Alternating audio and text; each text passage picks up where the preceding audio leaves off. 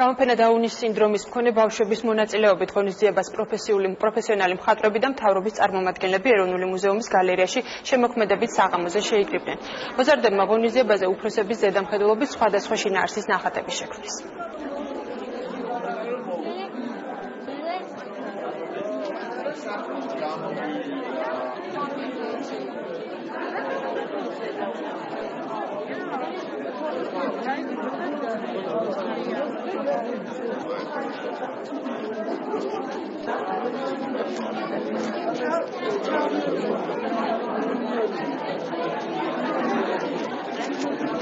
ეს შევიკრიბეთ აქ რომ ამ პატარა ულამაზესმა ბავშვმა თავის საჩუქრები გაგვიკეთონ იმ ნაშრომების სახით რომელსაც დღეს წარმოადგენენ და ახლა მიდის პატარა ანა მუშაობს ამაზე. ძალიან მნიშვნელოვანია ბავშვებისთვისაც და ჩვეულებრივი ადამიანებისთვისაც რომ ეს ინტეგრაცია მოხდეს სრულფასოვნად, სათუთად, თბილად, რბილად, მით უმეტეს ეგეთ პატარებთან, როგორებიც ესენი არიან. გადავწყვეტე რომ დავსწრებოდი ამ დღეს და ერთად დაგვეხატა.